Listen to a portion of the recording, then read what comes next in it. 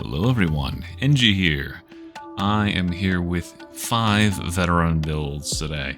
So these are the builds that I think are going to be the 5 strongest builds going into the new update. And there's a few things that we're going to have to assume are going to be held true here. The first of which is that all of the things they listed in the pre-patch are going to continue into the patch and be consistent. I don't think that there's any reason they'll go back. I've never really had any issues with Fat Shark changing their mind on these updates in the past, but that is one thing I'll say. This is pending on if these changes actually go through. But there are a couple changes I want to touch on really quickly before we get into these builds that I'll be talking about quite a bit. The first change is there's a significant buff to the talent Skirmisher. So this is Skirmisher. 5% of all base damage for 5 seconds after sprinting.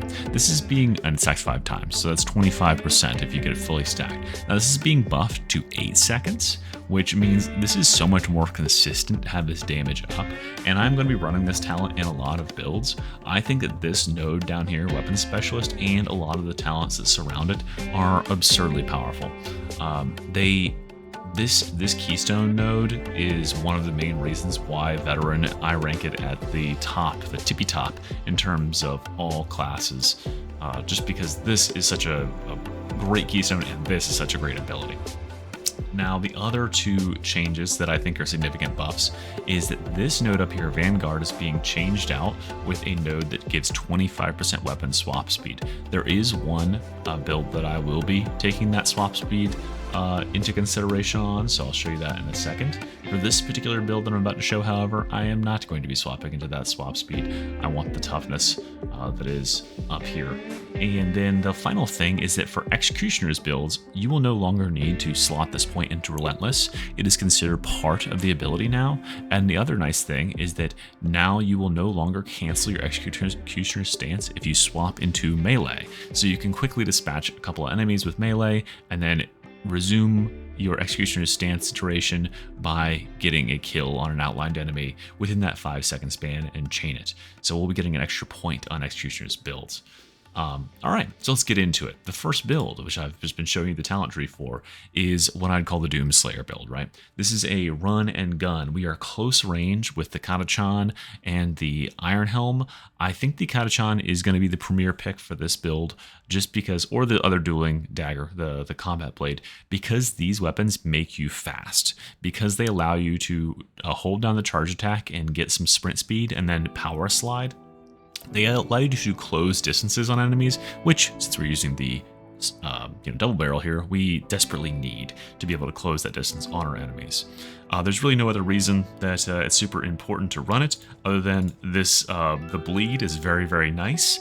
I can think of a couple other weapons that you could run as well, but I think this one is the preeminent one, simply because with this assault shotgun, what you'll often do is you'll land a big chunky hit on someone and they'll be very close to death. Firing a whole second shot is precious ammo and potentially reload time if you really need to. But oftentimes when we're using this in combination with other talents, we're only getting 1 shell loaded at a time, so we don't have another shot to spare. So we'll swap to the blade and quickly nick this person with 1 hit. They'll get bleed stacks and it'll cause them to bleed out. Or you'll put a few bleed stacks on them first and then blast them in the chest with the shotgun, and if they don't quite die, the bleed stacks will almost always bleed them out. Now let's go ahead and take and there's one blessing that is mandatory, I think, on the assault shotgun here. It's Manstopper. Manstopper, what it reads is increased cleave on critical hit and 50% range attack stagger, but what increased cleave means is infinite cleave. It will cleave through any number of enemies that are not carapaced in front of it, and it maintains its full damage. So that is just absolutely nuts. The problem is there's no crit buffs on this shotgun. However, we can make up for that fact by using Weapons Specialist, which guarantees you a crit hit after 3 kills because you gain 33% range critical hit for every kill, and this is really, really, really good. You can chain a few melee kills, and then you can swap into the shotgun and absolutely unleash a blast. Oftentimes when I end a game with this build, I'll have between 60 and 80% crit rate with the shotgun, just because I don't always get those 3 kills before I go ahead and unload. But we're going to hang out in the center of the tree here for that extra toughness.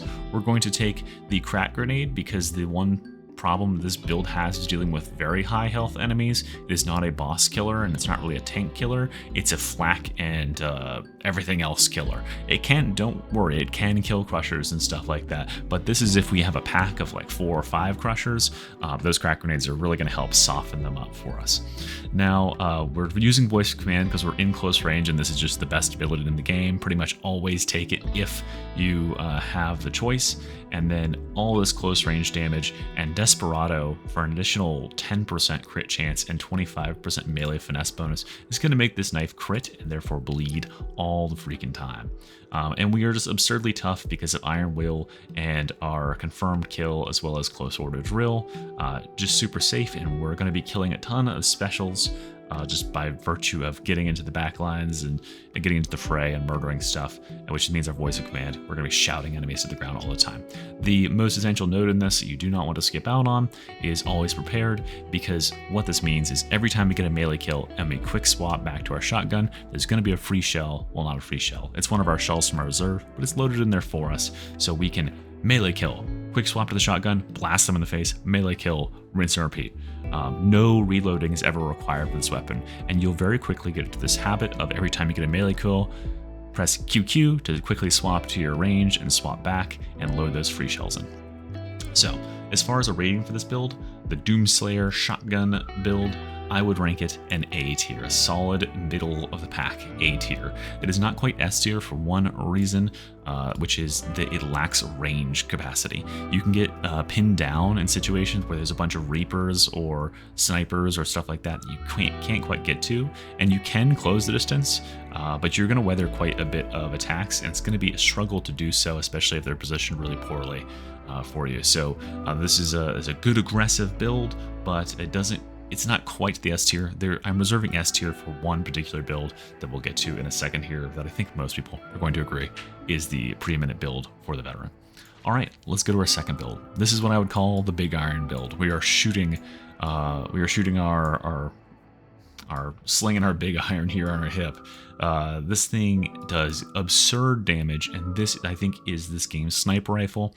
There's no other weapon that really compares in terms of a sniper rifle. This thing has the most precision, accuracy, and the highest damage.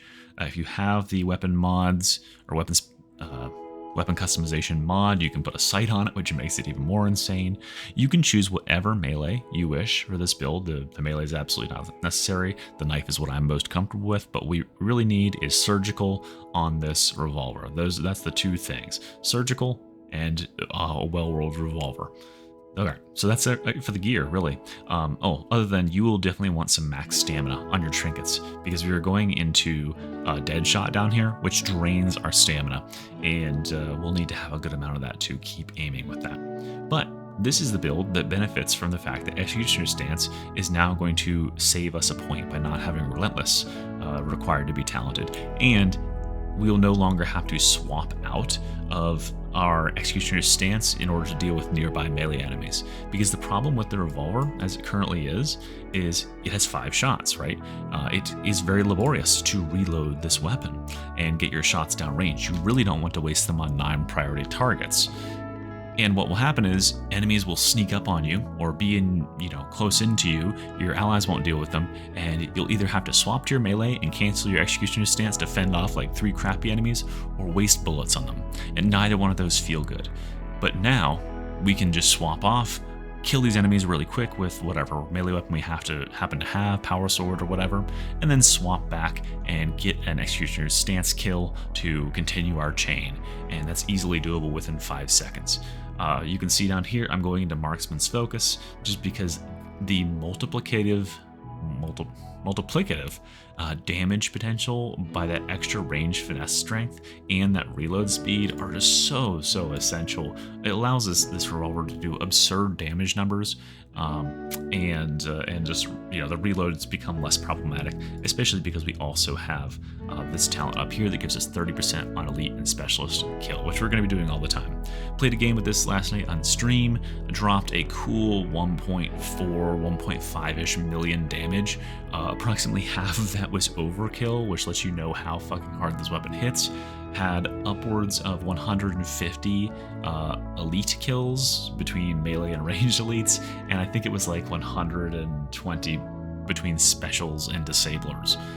It was a long game, but I mean, just absurd amounts of damage, and you are going to be playing in such a way that the team never has to worry about these targets because you'll ping them all down before they even get a chance.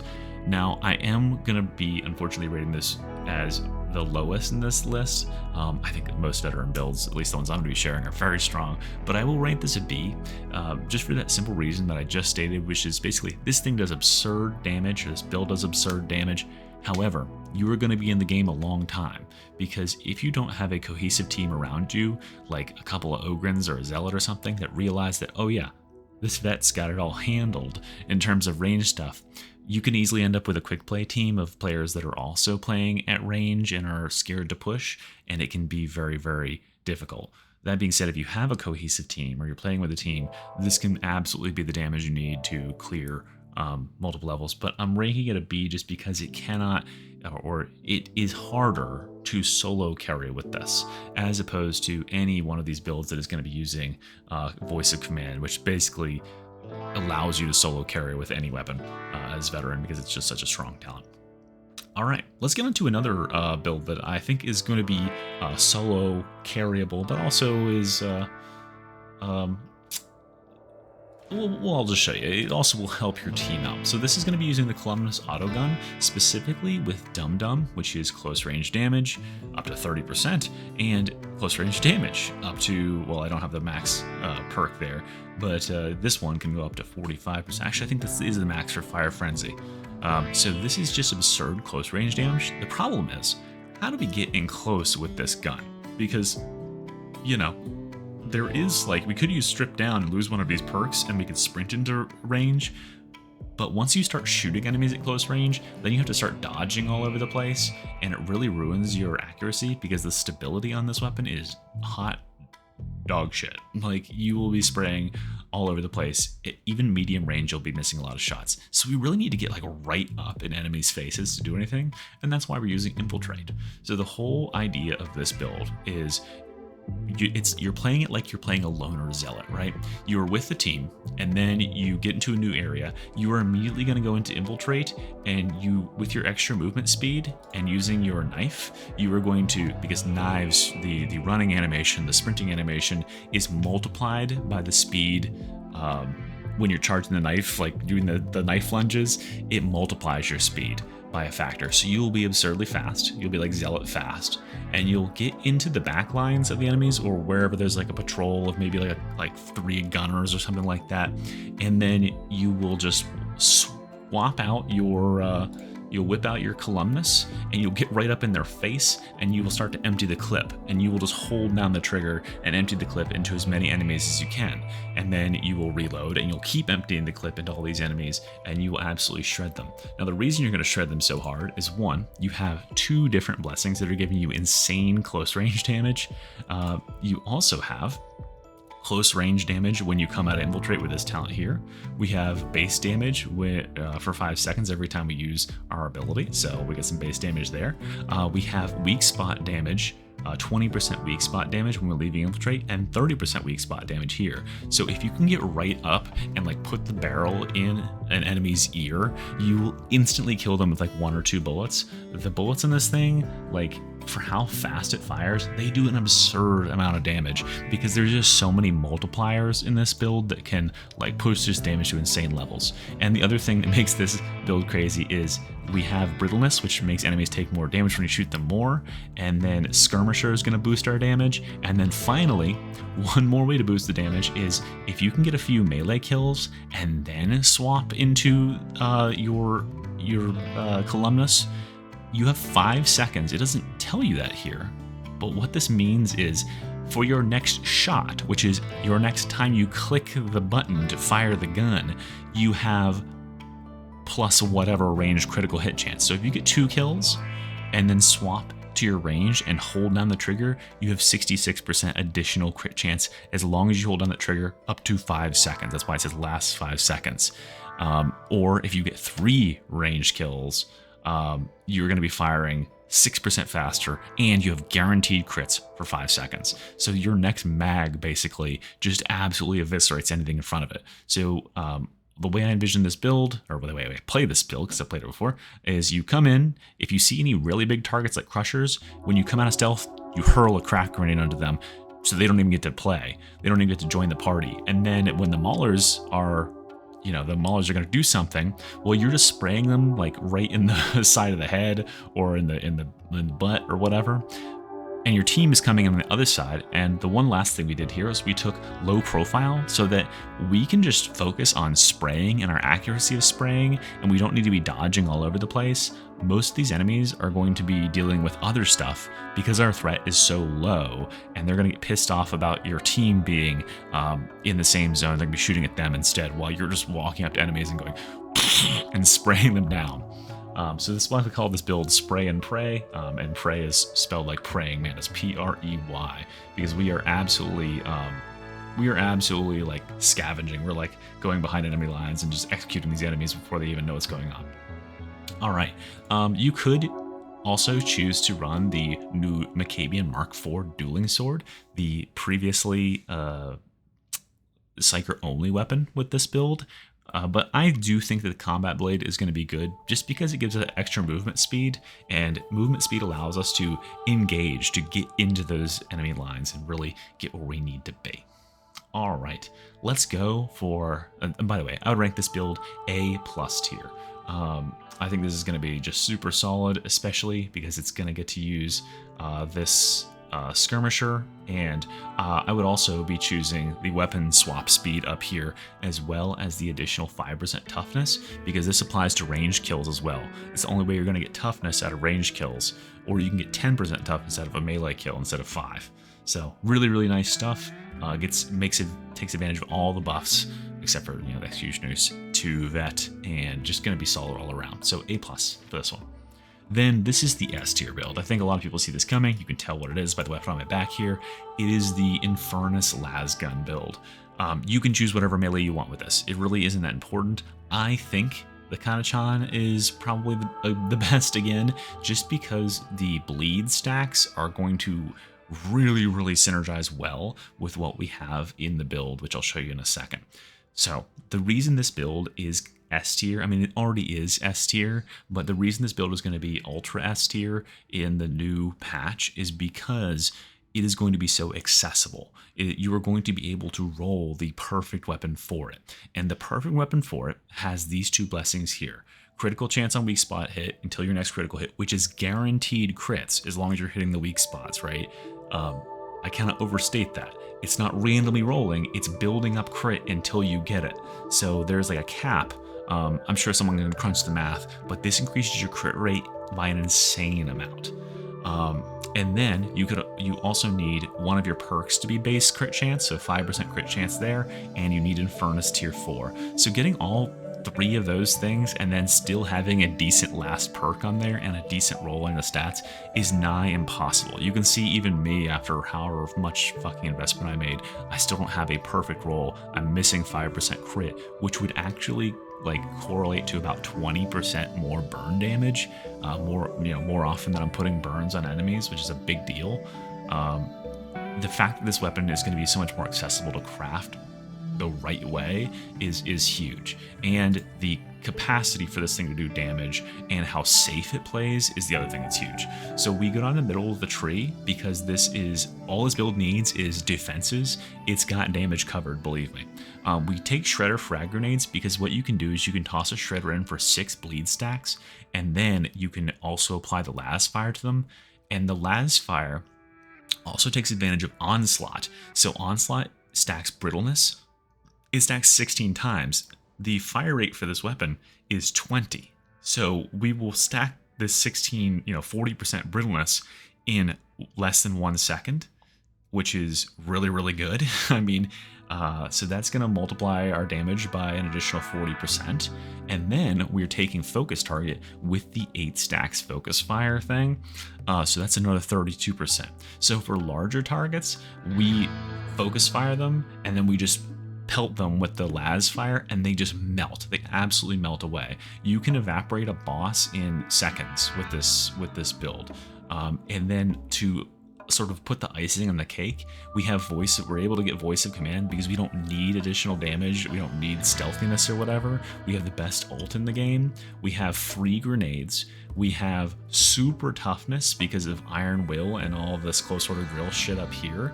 And then we have a crazy amount of ammo efficiency because we get 25% additional damage or ammo, sorry. And then the critical hits, which we're going to be getting a ton of thanks to the blessings and the perks we have, consume no ammo. So the more crit you have, the less ammo you consume. Altogether, this is absolutely my vote for like the single strongest build in the game. It takes advantage of so much mechanics about how to do damage. It multiplies the damage that both bleeds and fire does by the virtue of the brittleness and the focus target. If you have harder targets, like say for instance bosses, you will first shoot them with your las gun to get the brittleness on them, hit them a couple times with the dagger to get their bleed stacks up to cap, and then go back to just las gunning them down, and you will see their health just absolutely melt between the bleeds and the las gun. And that damage being multiplied by the focus target on there to absurd levels, because the focus target and brittleness both multiply damage over time, stacks as well, bleeds and burns. So this is our dot build, and it just does absolute work, and it's just so safe. It plays so well with the team. You are constantly getting specialist kills because this is a good weapon at range, which is the one thing it sets it above these other builds, like the shotgun build and stuff. It has long range handled. You can deal with snipers and stuff, although the weapon is best at medium range. It can deal with pretty much everything. It is just so safe, and I cannot gush about it enough. But I think this is why my vote for best build on Vet, and it's the single S tier I'm going to be giving. And then finally, another A+ tier build. I'm just going to say generally, builds that are making use of the plasma gun are going to go up in my books and be at that A+ tier, because the plasma gun already is a pretty insane weapon. It can single-handedly wipe crushers and stuff from the face of the earth. The problem is you can only fire a limited number of times, right? You don't really need any buffs to the damage. This is an old tree. Don't look at this. What I would absolutely do is go through voice of command and perhaps use focus target with it, because there's only a few targets in the game that the plasma gun doesn't one-shot, and if you focus target them, it will one-shot them. Now, what's making the plasma gun jump in status is that it already does insane damage, but it has problems with the efficiency of the amount of time you can be firing.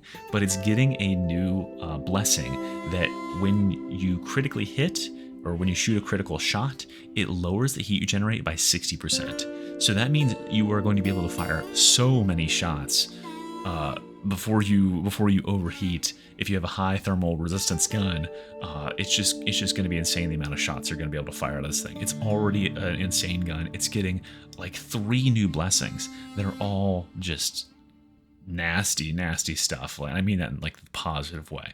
You can use whatever melee you want here, probably a power sword or something really because you're not fast, you're not intending to be fast, you're intending to just murder everything that comes to you with this weapon.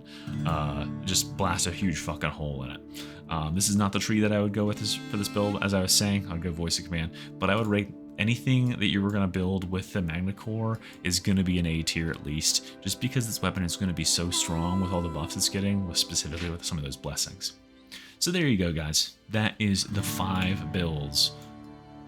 1, 2, 3, 4, and 5. The 5 builds that I think are going to be the best. I'll be leaving a timestamp down in the description so that you can jump to any one of these if you need to see and copy. Would not recommend copying my talent sheet for the last one. I forgot I hadn't changed it over yet, but you can make whatever build you want around the Magna Core, and I think it's going to be pretty solid with how good that weapon's about to be. And yeah, I hope you guys enjoyed. I'm going to be making a few more videos on the other classes in the coming days. I'm super hyped for the update. Only 8 days away.